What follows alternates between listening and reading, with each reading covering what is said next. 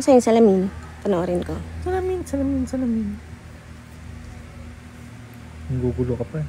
Aba, panoorin ko lang.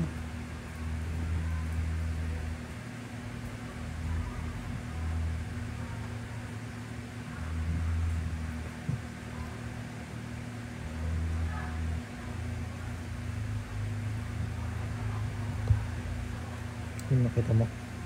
Ayun, Laki?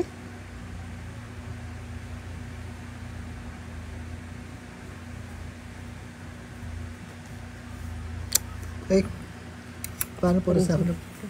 Try mo nga itong isa kung effective din. Okay din naman to. Hindi, try mo lang ito. Kasi gagawin mo dyan, pampress to ilalim. May gamit anak mo sa ilong niya. Hindi oh? Oo, pambalik ng... Iba yung gamit niya, lab. Spray mo muna ako.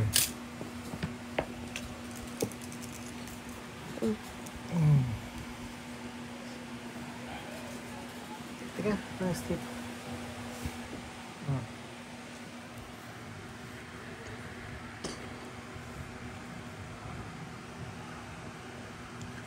So, nilain to. Hindi, ayan yata yung ano ko. Again, ha? Malabas na? Oh, lumabas na, ano? Hindi, iba yan. Ay, oo nga. Oh. Huwag mo hilahin, ba't may hilahin? Ito naman, lumabas na pala. Kaya pala ganun. Kaya hindi ka pwede nagaganto eh. Kasi napipress eh. Okay ka, lab. Huwag mo na lang ano, diinan. Huwag dito sa area na to. O saan ako?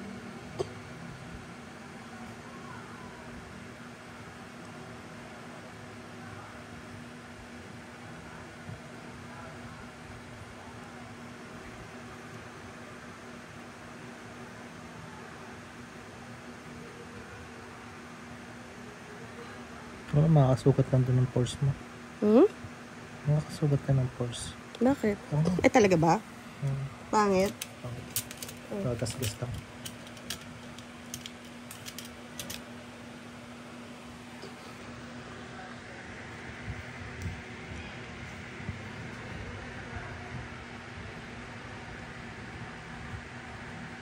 Hilahin mo nga muna to saglit, lab. Saglit. Alin? Ganunin mo, para umangat. Ayan po. Dali. Ayan po.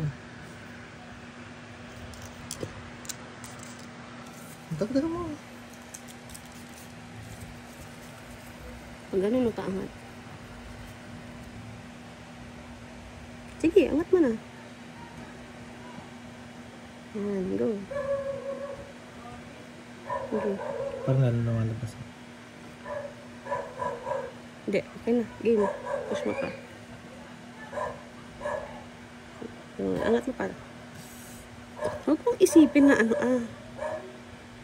Sige, isagad mo doon pataas. Di pa. Hanggang hindi mo na siya makita. Umaangat naman yan eh. Sige. Sige pa. Sige nga. Hatak.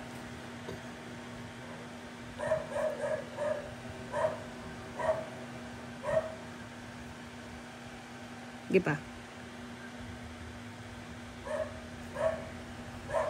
Hindi ba? Ayan, pumasok na. Kaya nga eh, i-push pa doon pag ganun. Anyway, game na. Tuloy mo na. Natakot. Natakot na pag lumabas talaga yan. Hilay.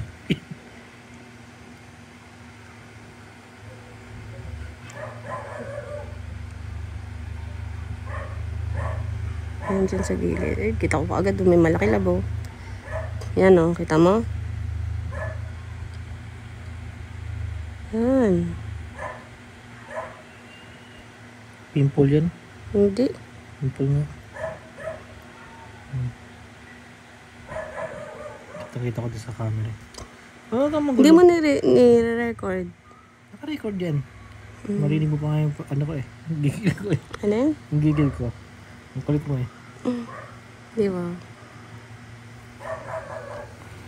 Ayan. Kaya ang galaw naman eh. Ayan na nga. Ako na nga nag-a-adjust eh.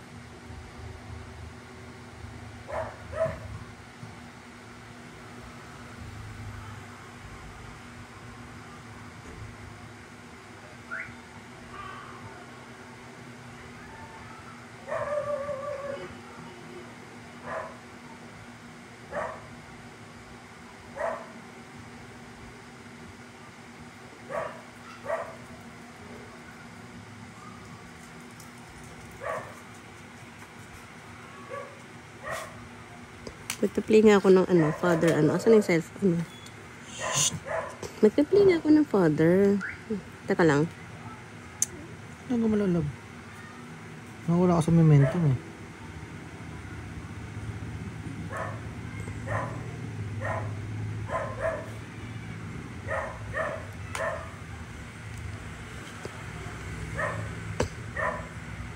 Choy.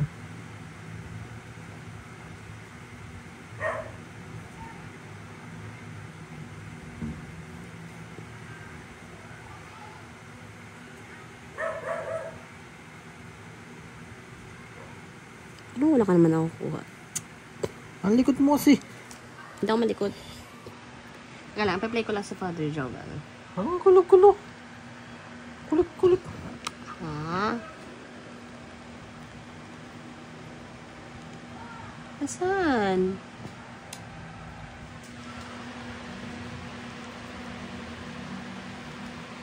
Ayun na nga eh. Ayun na live oh.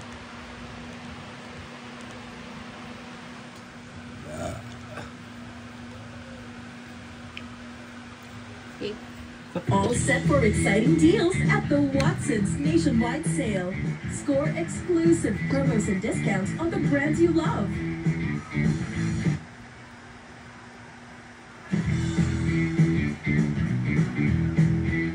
Tissue. Shop now.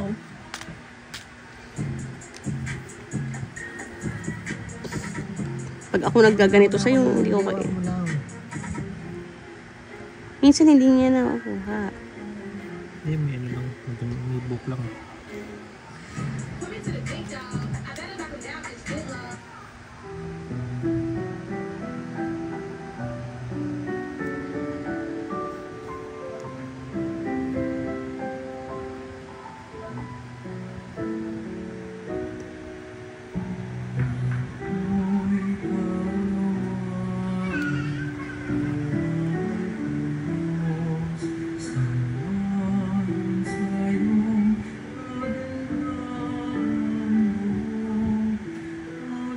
Ito pa yung gamit ko kanina, hindi ito yung log ka pala eh. Yan yun. Hindi ito yun.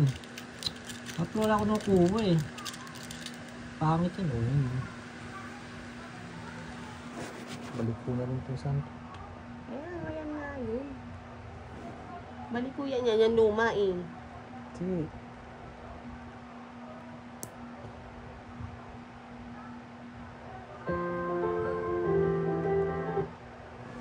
Ano natin haharapin at pakikitunguhan ng mabuti ang mga negatibong taong ito. Definitely, whatever we do, wherever we go, we will encounter these kinds of people who will always think negatively about us. What shall we do? Whenever we get in contact with negative persons in our lives, the first one, do not follow your emotions. Hindi nga po napansin sa Biblia, sa mabuting balita, kapag may kumokontra kay Jesus, hindi siya agad nagagalit. Hindi agad umiinit ang kanyang ulo. Hindi naman siya nagwiwisit. Mahinahon pa rin niya na kinakausap ang mga taong ito. Payapa pa rin siya, malamig ang kanyang ulo sa pagtuturo. Tinutuwid pa rin niya ang baluktot na pag-iisip ng mga tao. My dear friends, if you follow your emotions, you will become blind. You will get lost, and you will regret things that you should have not done or said in the first place. Nakakabulag po ang pagsunod sa ating mga nararamdaman. Yes, your feelings are always valid, but your behavior is not. Remember that. If you want to see rightly always in your life, then bring your emotions to God. Do not hold on to your emotions. Do not keep your emotions bottled up. Dahil tandaan nyo po, pag tinatago nyo ang inyong nararamdaman, darating ang araw, sasabog at sasabog ka. At pag sumabog ka, mangangalat ka. Pag sumabog ka, may masasaktan lumunok ka. ako. Hindi lang ikaw. Lumunok Kundi ako. ang ibang tao. Akala ko Na sinisita in the mo first ko. place, hindi naman dapat masaktan. Amen? Kasi kung palagi mong sinusundan ang iyong nararamdaman, masisira lang ang buhay mo. Halimbawa, kung meron kang nakaalitan sa traffic, madali lang po, bunutin mo yung baril. Yan, nakalitan sa traffic. Yung tao Hindi yan. ako. Pero anong mangyayari? Makukulong ka. Hindi naman pwede na pag pinatay mong isang tao, ganun ba kadali? Nakakausapin mo ang pamilya niya, hihingi ka ng dispensa, sasabihin mo, joke lang to, ha? Hindi po joke ang makapatay ng ibang tao. Amen? Kung ayaw mo ng asawa mo, madali lang naman. Iwalayan mo na yan. Pero, ang malungkot na kwento, sinong kawawa? Hindi po ba ang mga bata? Bakit Amen? parang ano tawag ito? Naiinis ka Nahuli sa ko. isang tao. Sige, madali lang. Nandiyan ang iyong cellphone, nandiyan ang iyong laptop. Pag-post ka sa wall mo, sa Facebook, sa social media. Napakadali na doon mo ilabas ang iyong emosyon. Yun, Tao no? pa lang naman eh. Ano yun? Pero, Pinrest ko ang lang. epekto Tapos nun, nag-post ko. sinong magiging katawa-tawa? Sinong pag-uusapan ng iba? Walang iba kung hindi ikaw. Wala naman kaalam-alam ang ibang tao, pero binubuksan mo ang pribado mong buhay sa kanila na hindi naman dapat sila makialam sa iyo. Tingnan mo dahil sa iyong ginagawa, sino pa nasisira? Hindi yung kaaway mo, kung hindi ikaw. Pinapakita mo lang na wala kang kontrol sa isip mo at sa iyong damdamin. Understand, my dear friends, that the devil Grabe.